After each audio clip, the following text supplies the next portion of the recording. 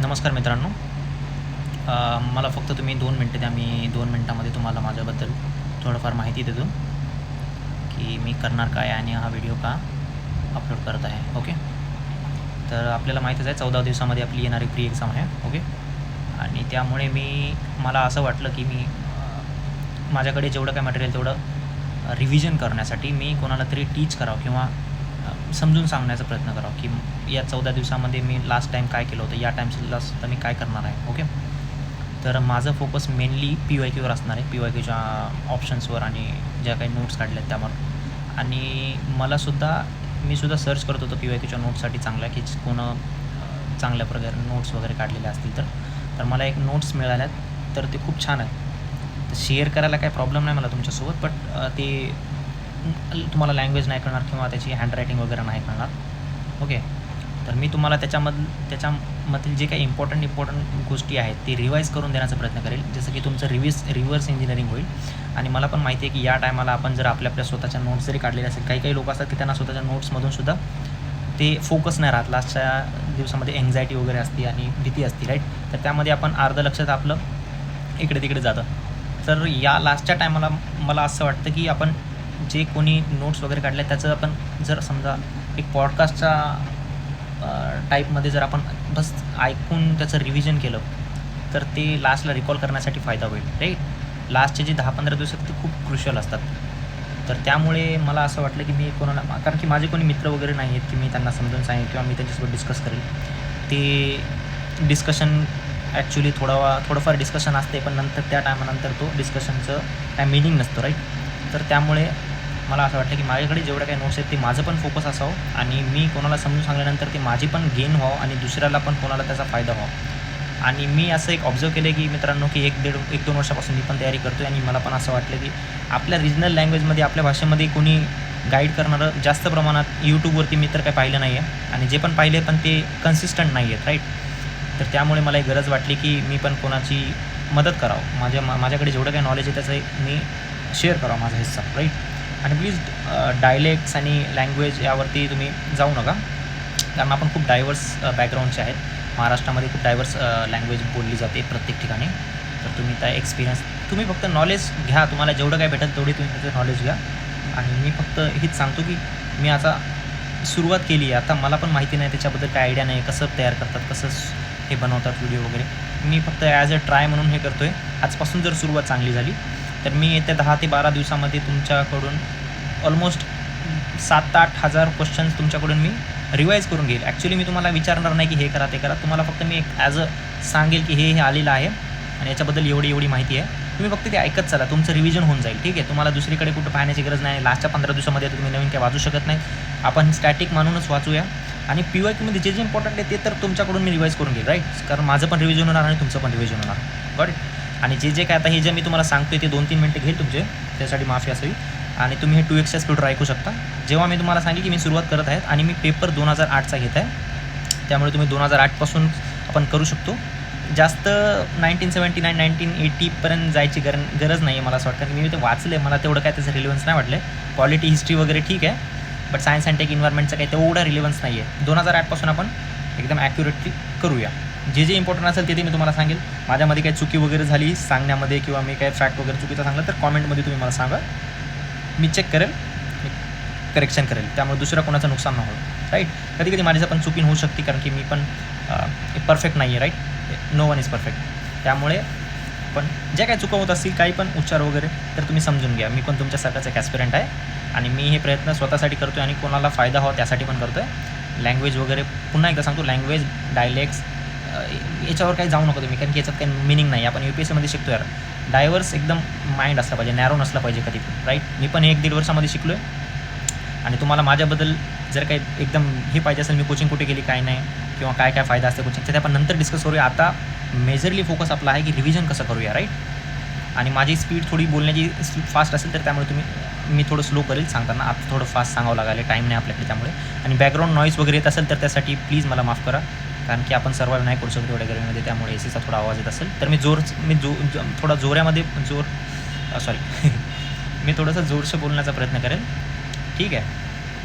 आपण सुरू करूया आता, टाईम वेस्ट न करता. ओके. तर मी तुम्हाला सांगेल की आपण प्रॉब्लेम काय आता याच्यामध्ये आता रिव्हिजन वगैरे करण्यामध्ये आपल्याकडे खूप कन्सोलिडेटेड मटेरियल आहे, पण एका ठिकाणी आपण ते आणू शकत नाही. आणि जर ज्याच्यानं जमल त्याला ठीक आहे, पण जे त्याचा फर्स्ट अटेम्प्ट आहे त्याला ते कन्सोलिडेट करता येत नाही, तर त्याच्यासाठी काय करू, तर त्यानं PYQ सरळ रिव्हिजन केलं पाहिजे, रिव्हर्स इंजिनिअरिंग, राईट. हे आपला फोकस आहे आता. चलो, आता बाकी CSAT वगैरे काय आहे ते तुम्ही तुमचं प्लीज बघून घ्या, कारण की CSATवर आपण जर फोकस केलं किंवा करंट अफेअर वगैरे फोकस केलं तर खूप टाईम जाईल. आता फक्त आपण स्टॅटिक ओरिएंटेड PYQ करत आहेत, राईट. चला मी तुम्हाला सांगतो आता काय काय प्रॉब्लेम आहे आता. हे बघा, 4 जून ते 16 जूनमध्ये आपल्याकडे 11 दिवस आहेत, राईट. तर आपण पहिल्या दिवशी आज ट्राय करूया की 6-7 वर्षाची किंवा 7-8 वर्षाची PYQचं सेट करूया, राईट. आपण त्याच्यामध्ये आपण वाचणार आहेत, रिवाईज करणार आहेत आणि रिव्हर्स इंजिनिअरिंग करणार, राईट. तर मी काढल्याप्रमाणे 40 वर्षाचे टोटल व्हायला 1979 पासून. तर आपण 2008 पासून घेऊया, बघूया आपण आज 5-6 वर्षाची करूया. ओके, आपण त्याला आजपासून करूया. 2008चं घेतो मी. आणि प्लीज मी तुम्हाला नोट्स वगैरे दाखवण्याचं का म्हणत नाही, की कारण की तुम्हाला लँग्वेज नाही कळणार आणि त्याची दुसरी गोष्ट हँड रायटिंग नाही करणार, त्यामुळे मी शेअर नाही करत. आणि हा माझ्या नोट्स नाही आहेत, मी एका मुलाकडून घेतल्यात, आपल्या महाराष्ट्राचा मुलगा आहे, त्यानं नोट्स काढल्यात. खूप मस्त नोट्स आहेत. जर कोणाला जर पाहिजे असतील तर मी तुम्हाला शेअर करेल त्याच्याबद्दल की तुम्ही कुठून नोट्स घ्यायला पाहिजे. ओके, चलो आपण सुरू करूया आता. चलो, आता 2008चा आपण सुरुवातीचा CSEचा पेपर घेतला आहे. आता त्याच्यामध्ये सुरुवातीला काय आलं होतं की बिस्फेनॉल ए म्हणून का नाही केमिकल होतं, ठीक आहे. ते कशामध्ये यूज केलं जातं की प्लास्टिक वगैरे असतं ना, प्लास्टिक बॉटल्स, बिवरेज कंटेनर्स असतात ना, त्याच्यामध्ये जर ते आपल्या पॅकेजिंगमध्ये जे मटेरियल यूज होतं ना, ते केमिकल म्हणतात, त्याला म्हणतात बिस्फेनॉल, राईट. हे झालं. आता नंतर दुसरं काय होतं की ऋग्वेदामध्ये जे मॅन्युस्क्रिप्ट्स होते ना, तर ते कुठे युनेस्कोच्या जे मेमरी वर्ल्ड रजिस्टरमध्ये ना, त्याच्यामध्ये इन्क्लूड केल्या गेलं होतं. 2008मधचा करंट अफेअर होता आहे, ठीक आहे. तर त्याच्यानंतर बघूया आपण की जपानचं जे जॅक्सा होता ना, जॅक्सा लुनार ऑर्बिटर मिशन होतं ना, त्याचं एक नाव दिलं होतं बघा त्या टायमध्ये करंट अफेअरमध्ये, त्याला सेलेन 1 होतं. हे काय रिलेव्हन्स नाही आहे, पण तरी पण तुम्ही याच्याबद्दल हे जाणून घेऊ शकता की जापान हे जक्साबद्दल आहे, राईट. त्यांचं मिशन आहे, ऑर्बिटल मिशन, राईट.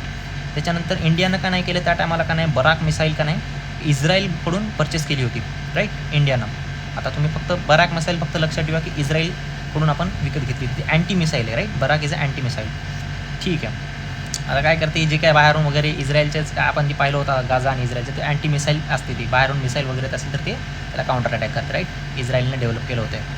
त्या टायमाला नॅरो वर्ड्स हे बघा असं PT वगैरेमध्ये दिलं जातं विजन वगैरेचं, एक हेरॉन अँड सर्चर काय होतं, तर ते ड्रोन्स होते, राईट. ऑप्शनमध्ये जर सायन्स अँड टेकमध्ये नॅरो वर्ड दिला, राईट, तर त्याचं आपण ऑप्शनमध्ये वायडर एकदम फाईंड केलं पाहिजे की 4 ऑप्शनमध्ये वायडर ऑप्शन कोणता आहे ते आपण गेलं पाहिजे. आणि इकॉनॉमीच्या टर्म्समध्ये जर समजा एखादी अशी टर्म आली तर ती एकदम नॅरो पॉईंटमध्ये गेली पाहिजे. आपली इकॉनॉमीची नॅरो वर्ड्स एकदम नॅरो टर्ममध्ये गेलं पाहिजे, एकदम स्पेसिफिक. आणि इन्व्हायरमेंट आणि सायन्स अँड टेकचं जर नॅरो वर्ड विचारला गेला की टर्म, तर त्याच्याबद्दल आपण एकदम वायडर विचार केला पाहिजे, ठीक आहे. चला पुढे जाऊया. तर हेरॉन नावाचा काय होता, ड्रोन होता. तर ते आपण काय केलं माहिती आहे का, इस्रायलने इंडियाला दिले, राईट. हे खालचं काही लक्षात ठेवण्याची गरज नाही आहे, पण तुम्ही फक्त एवढं लक्षात ठेवा की हेरॉन आणि सर्च काय होतं, ड्रोन्स होतं, राईट. अशा प्रकारचे कीवर्ड्स विचारले जातात. चलो, आता एक इम्पॉर्टंट थीम आहे UPSCची, बरं. राईस कल्टिवेशनमध्ये काय होते माहिती आहे का, एनएरोबिक डिकम्पोजिशन होते, राईट. राईस कल्टिवेशनमध्ये अनएरोबिक डिकम्पोजिशन होते, राईट. कसं होतं की जेव्हा आपण पाण्याचा पुरवठा जास्त झाला राईस पॅडीमध्ये, तर काय करते, ते मिथेन प्रोड्यूस करते, राईट. आणि मिथेन आपल्याला माहिती आहे की मोठा ग्रीन हाऊस गॅस आहे, ओके. तर मिथेन कुठं अजून प्रोड्यूस होऊ शकतं की ते गाई जनावरे आपल्या गुरे असतात ना, त्याच्या पोटामध्ये जे काय नाही त्याला म्हणतात दुसरा पार्ट असते रुमेन, तिथे ते प्रोड्यूस होते मिथेन. आता ते कसं रिलीज होते त्याची गरज नाही, त्याचं तुम्हाला फक्त सांगतो मी, बेल्चिंगमधून ते रिलीज होते. बेल्चिंग नावाची प्रोसेस असते ॲनिमलमध्ये, ते तिथून रिलीज होते. एवढं जाणण्याची गरज नाही, ओके. आता आपण ऐकूया धर्मचक्र, राईट.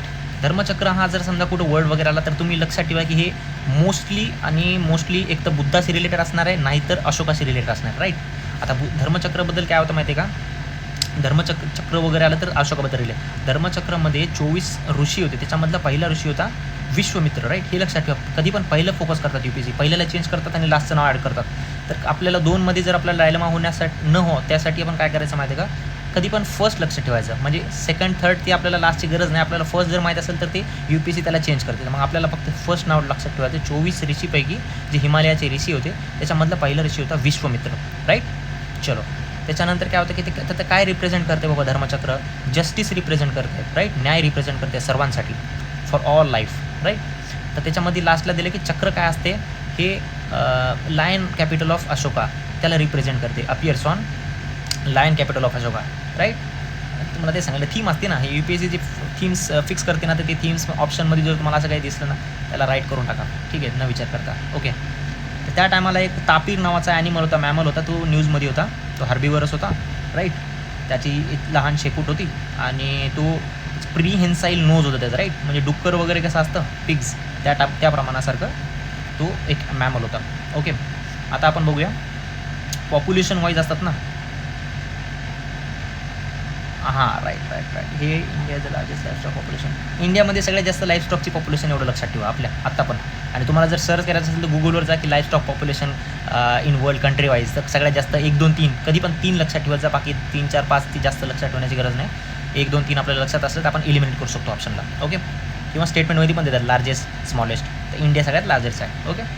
चलो, आता बॉम्बे आता हायकोर्टबद्दल दिली, राईट. याच्यामध्ये असं दिले क्वेश्चन आला होता की असे कोणते स्टेट्स आणि युटीज आहेत की त्याच्या याच्या दायऱ्यामध्ये एक जास्त स्टेट्स येतात त्या कोर्ट्समध्ये, राईट. तर त्याच्यामध्ये पहिला नंबर होता बॉम्बे. तर बॉम्बे हायकोर्टमध्ये कोणते स्टेट्स येतात? महाराष्ट्र येते, दादर नगर हवेली येते, ठीक आहे, दमन दीव गोवा येते, हे 4 येतात, राईट. महाराष्ट्रामध्ये 4 येतात, लक्षात ठेवा. सॉरी, बॉम्बेमध्ये 4 येतात. त्याच्यानंतर कोलकाता हायकोर्टमध्ये काय येते की वेस्ट बेंगॉल आणि अंदमान निकोबार येते, राईट. हे 2 लक्षात ठेवा. कोलकातामध्ये 2 येते. मद्रास हायकोर्ट्समध्ये काय येते? एक तर तमिळनाडू येते आणि एक तर पुडुचेरी येते, राईट. आता गुवाहाटी हायकोर्टमध्ये काय येते? आसाम येते, मिझोरम येते, नागालँड येते आणि अरुणाचल प्रदेश येते, राईट. आणि केरलामध्ये येते केरला आणि लक्षद्वीप, राईट. हे लक्षद्वीप ही लक्षात ठेवा, यावेळेस खूप न्यूजमध्ये होतं, हे पण विचारलं जाऊ शकतं, राईट. केरला हायकोर्टमध्ये केरला येते आणि लक्षद्वीप येते, ठीक आहे. आता पंजाब आणि हरियाणाचं बॉर्डर, पंजाब आणि हरियाणा हायकोर्टमध्ये काय येते? एक तर पंजाब येते, एक तर हरियाणा येते, एक चंदीगड येते, राईट. एक जम्मू काश्मीर आणि हायकोर्टमध्ये काय येते? जम्मू काश्मीर येते आणि लडाख येते. ओके, चलो, हे झालं. असे किती कोर्ट आहेत? 6 हायकोर्ट्स आहेत, राईट, ज्याच्यामध्ये UT आणि स्टेटचं मोर दॅन 1 ज्युरिस्डिक्शन येते. ओके, मोर दॅन 1 स्टेटचं ज्युरिस्डिक्शन येते. चलो, असे 3 हायकोर्ट आहेत की जर आपण समजा UT बाहेर काढल्या तर त्याचे 3च हायकोर्ट आहेत की त्याच्यामध्ये मोर दॅन 1 स्टेट आहेत, जसं की बॉम्बे, गुवाहाटी आणि पंजाब हरियाणा, राईट. ओके, चलो.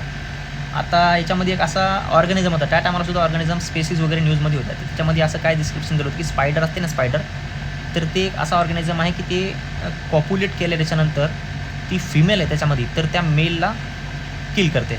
ती स्पायडर होती, राईट. याच्यामध्ये असं दिलं होतं की female kills the male after population, female spider. हां, काही रिलेव्हन्स नाही एवढायचा, फक्त तुम्हाला नॉलेजसाठी लक्षात ठेवा, राईट. अजून एक नॉलेजचा प्रश्न होता, king cobra eats other snakes, ठीक आहे. कोब्रा दुसऱ्या सापाला सुद्धा खाऊ शकतो, राईट. ठीक आहे. नंतर काय होतं त्याच्यामध्ये? मला फक्त 1 सेकंड द्या, ठीक आहे. त्यामध्ये न्यूजमध्ये माल्टा होता, माल्टा आर्चिपेलागो होता, त्याच्यामध्ये 3 आयलँड होते, राईट. तर त्याच्यामध्ये 3 आयलँडचे नाव होते माल्टा, गोजो आणि कोमिनो, राईट. कोमिनो, प्लीज करेक्शन करा, कोमिनो होतं का काय होतं ते मला याच्यात क्लिअरली दिसत नाही आहे, पण माल्टा आणि गोजो हे 2 दिसत आहेत क्लिअरली, आणि कोमिनो होता, राईट. ठीक आहे. आणि कुठं लोकेटेड होतं? Central part of Mediterranean sea, right. हे मेडिटेरेनियन सी खूप इम्पॉर्टंट आहे थीम, लक्षात ठेवा. मेडिटेरेनियन सीबद्दल जे काही लक्षात आलं ते हायलाईट करून ठेवा, कुठं पण न्यूजमध्ये वगैरे कुठं पण. चला, त्या मेडिटेरेनियन सीच्या सेंट्रल पार्टमध्ये हे 3 आयलँड आहेत, कोणते? माल्टा, गोजो आणि कोमिनो. हे माल्टा आर्किपिलागो कन्सिस्ट करतात, राईट. त्याला म्हणतात आर्किपिलागो, राईट. चलो, अच्छा. त्याच्यानंतर काय होतं? महेंद्रगिरी, हे तमिळनाडूमध्ये, राईट. महेंद्रगिरी हिल्स असते ना, हे तमिळनाडूमध्ये. त्याच्यामध्ये रिलेव्हन्स काय माहिती का? इस्रो प्रोपल्शन कॉम्प्लेक्स असते ना, हे त्याचे टेस्टिंग होती इथं, राईट. महेंद्रगिरीच्या ठिकाणी इस्रोची जी काय प्रोपल्शन मॉडेल वगैरे आपण जे रॉकेट वगैरे सोडलं त्याची टेस्टिंग होती इथं, राईट. प्रोपल्शन सिस्टमची टेस्टिंग. ओके, चलो. याच्यामध्ये सायन्स अँड टेकचा प्रश्न होता की नॉर्मल जे आपल्या ह्युमन बॉडीमध्ये जे ब्लड असते, राईट, कोणतं बी, तर त्याचं pH लेवल काय असते? ते 7.35 to 7.45. हे जस्ट नॉलेजसाठी लक्षात ठेवा, जास्त रिलेव्हन्स नाही आहे. ओके, चलो. याच्यामध्ये नंतर प्रश्न काय होता माहिती आहे का? Jellyfish, sea anemones, corals have no blood, ठीक आहे. याचा पण काय रिलेव्हन्स, पण हे याची स्पेसिस लक्षात ठेवा, ही स्पेसिस आल्या होत्या. जेलीफिश होती, सी ॲनिमोन्स होतं आणि कोरल्स होते, मरीन ॲनिमल्स, राईट. याच्यामध्ये ब्लड नसते. ओके, चलो. आंध्र प्रदेशची कुर्नूल कॅपिटल होती, हे आपल्याला माहीतच आहे, ठीक आहे. अच्छा, याच्यामध्ये नंतर काय सांगले की Wien it was made a separate state in year. हे का आंध्र प्रदेश 1953 सेपरेट स्टेट बनलेला आहे, गेले, ठीक आहे. हे लक्षात ठेवा, हे इम्पॉर्टंट फॅक्ट आहे. 1953 आंध्र प्रदेश सेपरेट स्टेटचा दर्जा भेटला होता, ठीक आहे. त्याच्यानंतर आहे, ठीक आहे. अच्छा, अरुणाचल प्रदेशमध्ये का नाही एक कोल्ड फील्ड्स होत्या त्या टायमाला, PYQमध्ये आले होत्या, नानचिक आणि नामपूक, ठीक आहे. नानचिक आणि नामपुंग हे कोल्डफील्ड आहेत अरुणाचल प्रदेशमध्ये. ओके, ठीक आहे.